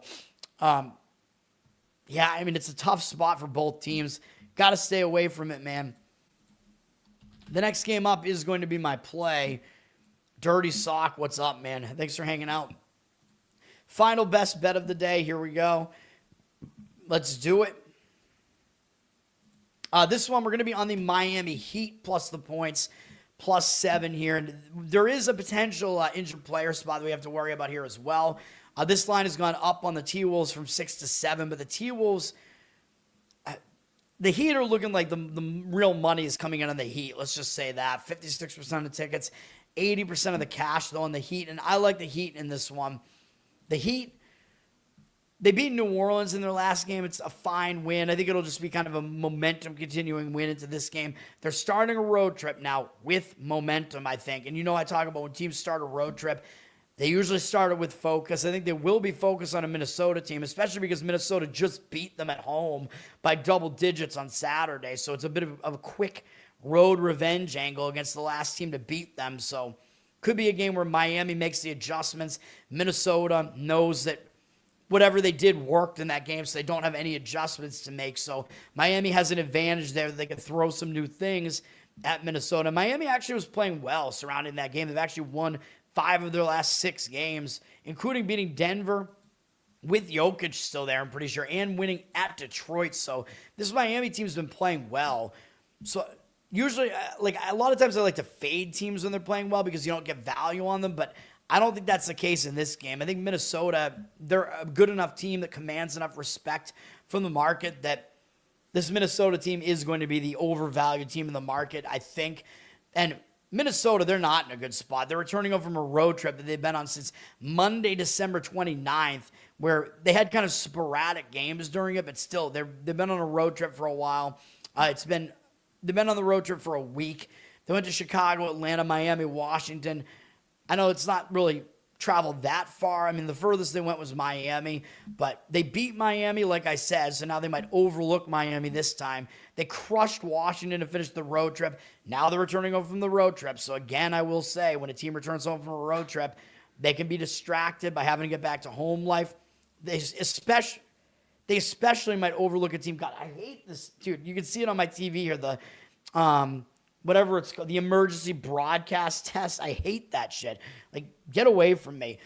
But Minnesota, they might overlook Miami for all those reasons. The distractions that come into play when you're back home, when stuff is piled up to do when you've been on the road. They already beat Miami back on Saturday.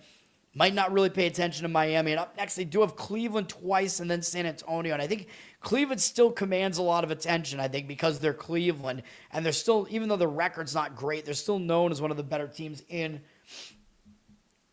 the Eastern Conference. So I like Miami in this one for a lot of reasons. Now, the one concern maybe is we might have a little bit of a reverse injured player theory going on with Miami, depending on what happens with Tyler Hero. I don't know how he's been out this long with a toe injury. How does a toe keep you out for that long? I don't know. Now, he hasn't played since December 9th, so that would be a bit of a jarring change if he comes back, especially because I believe he's their point guard. So if he comes back, yeah, it's going to be a big change. They have to adapt to their roles with him coming back. He's got to get out there and get used to playing again. So I worry about that a little bit if he is going to come back in this game. But I just like the spot, man. And of course, if he comes back, you're going to get less value on Miami. Well, now the money looks like it's on the T-Wolves, but of course, I don't agree with this. But if Hero comes back, you're probably going to see this line drop, and you'll get less value. It'll drop off of this key number 7, key in basketball, because teams stop intentionally fouling after the 3-score threshold. So, yeah, I like the Heat. We're still going to do it. If Hero comes back, and you play it now, you'll at least have some value on the number. You'll have a better number than where it lands, and you'll at least have one of the Heat's best players back in the lineup at the very least with that ticket. So that's what we're doing. The rest of the games here, only 2 more games. LA is at New Orleans. The Lakers, are at New Orleans. The Lakers still dealing with that thin roster they have without Reeves. The Lakers did just beat Memphis twice and didn't really play that well against the team in either game. Now they're starting a road trip off of some lackluster games where I usually say you're going to be focused to start the road trip, but I don't know, because they have to turn around and play that ESPN game against the Spurs tomorrow, which likely will involve Wemby being back at that point. So this is pretty much a look-ahead spot here for the Lakers, so I don't love it. For the Pelicans, they're on a long losing streak again, losing 7 games in a row. They just lost at Miami. They're coming back home from that, only returning home from a single game road trip. You know they're going to be focused on the Lakers, so I think it is Pelicans or pass in this one. You're going to be getting a lot of points at home with them. Lakers are up, 6.5. It doesn't even seem that big. It looks pretty easy, really, to lay it with the Lakers here. That's not what I would do, but I don't love the game by any means. 71% of the tickets and cash on the Lakers, but I'd probably take the points, but it's a tough one. And then we have Dallas at the Sacramento Kings. Dallas, I would say they're in a bad spot. I mean, they just beat Houston. That is a huge win, beating your Texas rival. And these 2 Texas teams besides Dallas are both way better than Dallas right now. So beating either one of them is a big deal for Dallas. They got that win. Big win, but it did break a losing streak for them. So maybe that will actually give them momentum that will carry going out on the road, even though they have had 2 days off. They're starting a road trip where I usually say when you start a road trip, you usually focus. I don't know if they're going to be totally focused on Sacramento, though, coming up beating Houston. You think it would be a letdown spot, but they don't have great teams on this road trip. They face Utah and Chicago, and Sacramento actually just beat them the last time they were here, which I think might have been Sacramento's last win. So there is a little bit of maybe a zigzag component here where Dallas will remember that and adjust some things and maybe actually focus because of that and want to win this game. So I have some hesitations with wanting to say, we should fade Dallas in a letdown spot here. Sacramento's lost 5 games in a row, though. You know you're going to get focus out of them most likely. They're just a bad team with a lot of injuries right now, man. Still, I think, without Levine and Sabonis, so we'll see. I do think they'll focus, though, on Dallas like they did last time. And they caught Dallas in, I think, a letdown spot last time. Dallas is also in a letdown spot again here, and I think if you remember that game, I think Dallas was less of a favorite in that game than they are in this game, I think. Dallas is up to a 5.5-point favorite this time. And I think in that other game, they were only 3 or 4. So I think there is maybe some line value on the Kings here. 79% of tickets, 78% of the cash on Dallas. They are still a public road favorite. I probably would still lean to the Kings, but man, this King team is ugly and really not being able to get a whole lot done for their gambling backers here. So I'm staying away from that game, obviously, but I'd still probably slightly lean that way, although we see the market shifting all over the place, man. It's what happens during the morning, but hopefully we're going to get it done. Hopefully it's a bounce-back day for us today. Thanks, everybody, for hanging out. One more time, the plays today. College basketball, we have a big board, and I left 2 off my board. We have Florida minus the points. 9, oh boy. West Virginia minus the points, or if you want to go money line, I think you could do that too. Oklahoma State minus the points. Nevada on the money line, because you do get a small money line price there. I'm not going to knock you too hard if you lay 1.5 on that, or 1.5, I guess, but whatever. NHL, we got Toronto and San Jose as home dogs on the money line, both of them, and then Miami Heat plus the points in the NBA.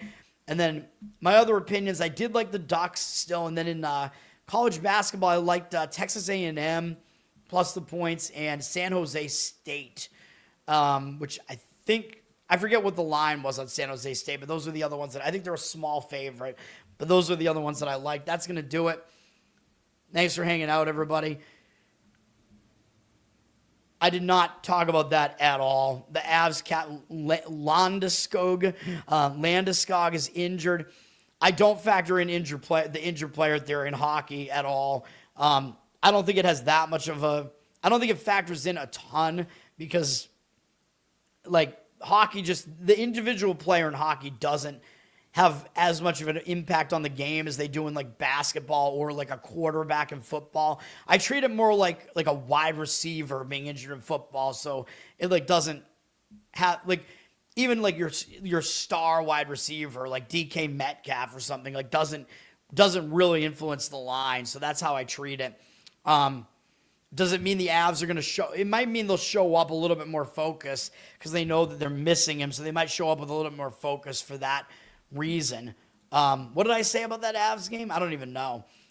You can go back and watch my segment. I just talked about the situational spot. The money is all on Colorado in that game, it looks like right now, but I somewhat lean towards Tampa Bay in that game.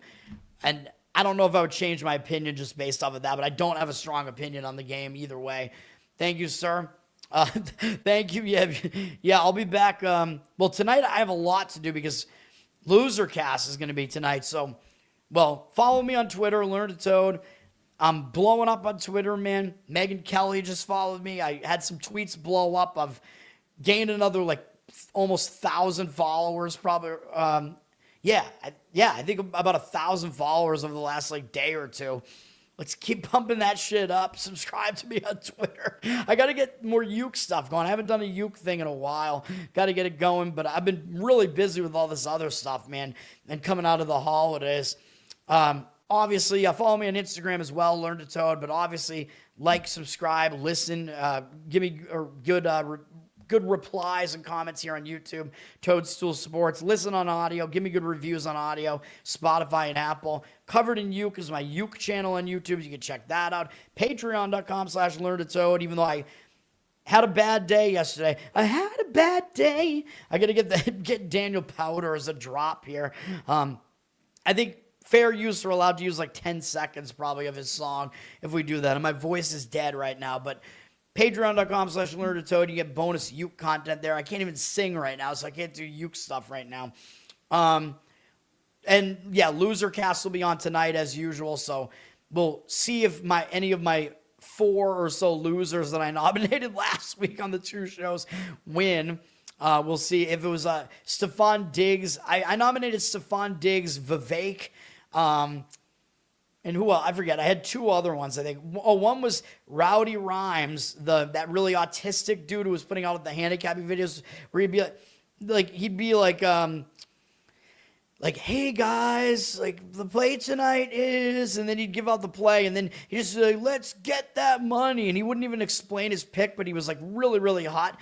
Turns out that guy is in like the adult diaper community, and whatever betting outlet had him, fired him for it. They let him go because like the diaper community is like strongly associated with like pedophilia. And he was gone for a month, no explanation at all. And then he just came back. And this is why I nominated him as a loser. You can watch us talk about it on Losercast. He just came back and he was like, he did this video where he looked like he was out in the woods in the middle of nowhere, like hiding like a fugitive. And he didn't even explain what he was talking about. He was just like, this is my apology video. I just want to say I was never involved in anything illegal.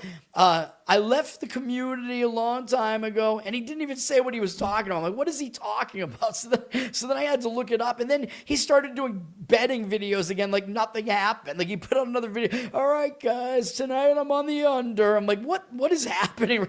What? Oh my God. So I nominated him, and then I nominated Ken Johnson, the guy that has a black bear living in his house and is not taking any initiative to get rid of it. Even though, yeah, the government's screwing him, but still, we'll see. So those were all my votes. But yes, Losercast tonight, the new comedy panel podcast where we nominate losers. Oh yeah, that's true. I could use, dude. Yeah, you're allowed to do covers. Covers are fair use. Like I have a cover channel on YouTube here, so yeah, like my covers are fine. Like they'll put like a copyright like notice on it, but it doesn't like get rid of the video.